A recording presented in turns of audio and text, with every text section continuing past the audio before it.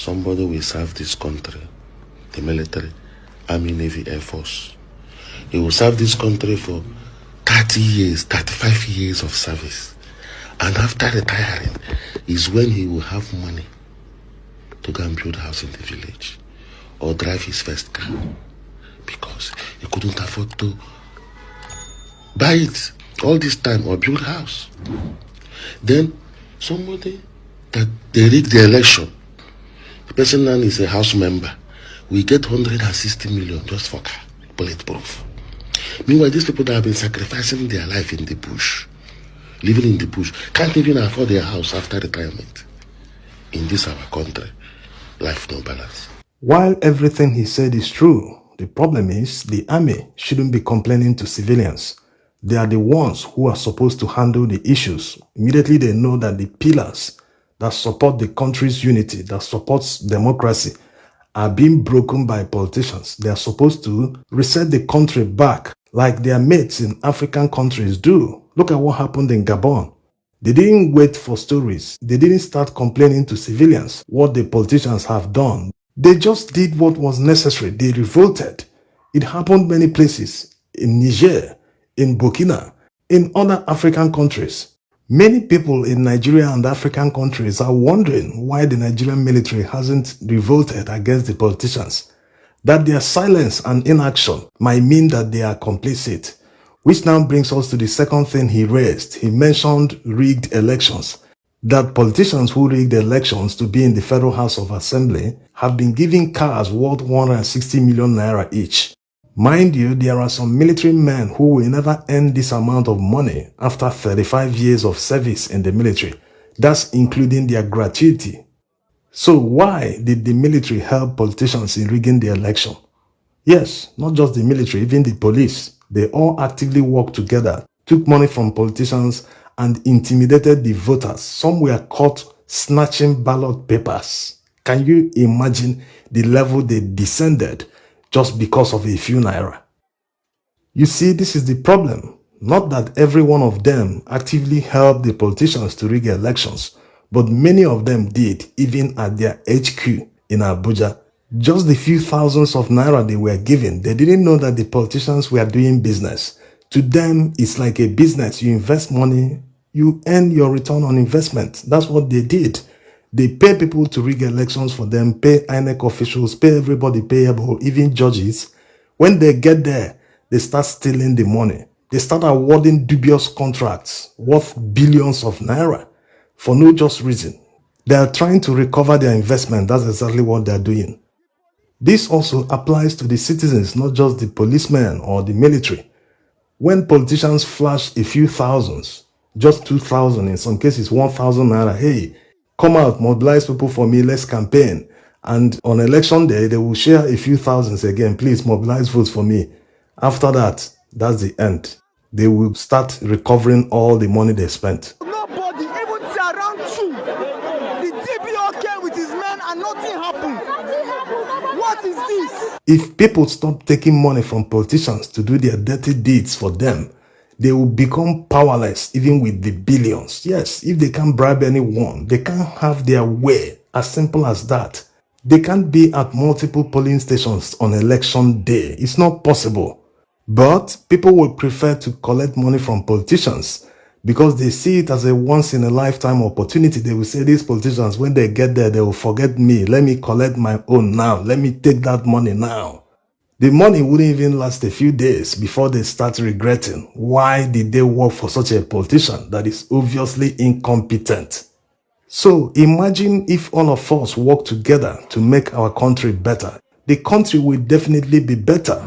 The most competent and popular candidate must emerge in all elections. Take, for instance, the 1993 presidential election. The then Electoral Commission never used any form of technology to conduct that election, but it was still free and fair.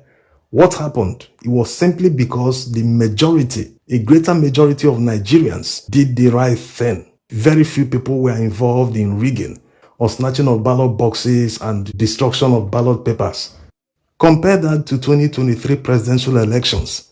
30 years later, with all the technology available and improvements, they were still able to do worse. than in 1993. So the problem is not technology, the problem is human. And who are these humans? The APC leaders. They form the majority of the powers that be. They knew before going into the presidential election that they will never win a free and fair election. It's natural. It was simply because of how they handled the economy the past 8 years. To them, the presidential election was a do-or-die affair.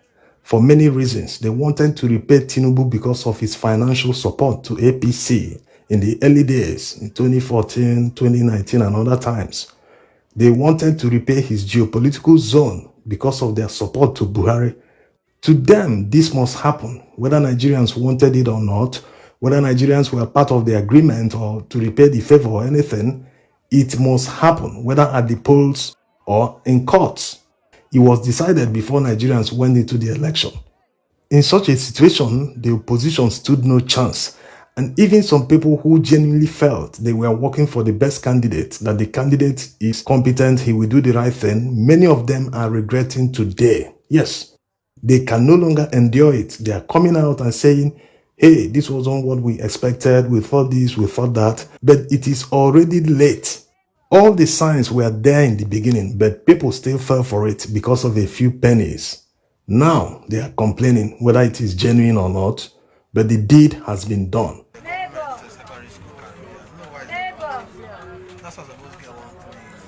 So it is time for every one of us to try and be doing the right thing. It is time for us to start seeing the overall interest, the collective interest, not our selfish interest. The military boys and other security agents are supposed to be more patriotic than ordinary civilians because they are in the system. They are working for the government. They are supposed to understand the system very well. So they are supposed to be more patriotic. But is that the situation? Absolutely no.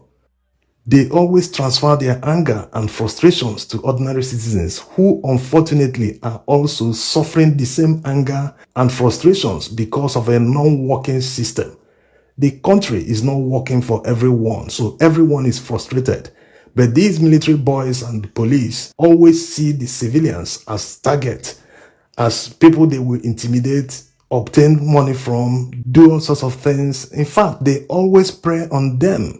Instead of them to transfer that frustration to the normal quarters, the people that are actually causing the suffering in the first place, they transfer them to ordinary citizens. This is where the problem lies.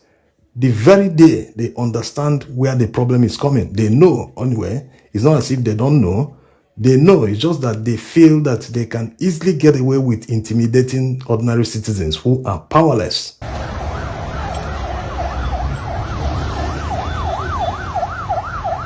These are signs of a failed system. The country isn't working for everyone. It's only working for politicians. Military men, police, all security agents are supposed to have access to a home mortgage. They're supposed to be able to buy their own home on mortgage just after 3 months of recruitment. Yes, that's how it works in many other countries.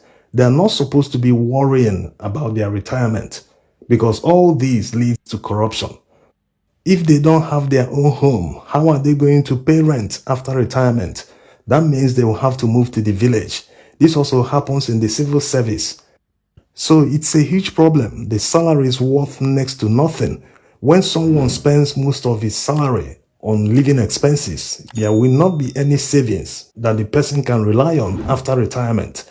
So these are the kind of progressive policies that people should have in mind during presidential election campaigns so as to see the right candidate that will implement them when he is voted into office, not politicians who only care about political patronage. Like we have right now, they are busy paying each other off. The amount of money you receive as budget will be equivalent to how much you contributed during the campaigns or whatever thing the person did for the party. That's exactly what is going on. They are busy budgeting billions of naira, 15 billion naira for renovation of a house, 15 billion naira for this one, 10 billion for this, 10 billion for buying software alone for the chief of staff.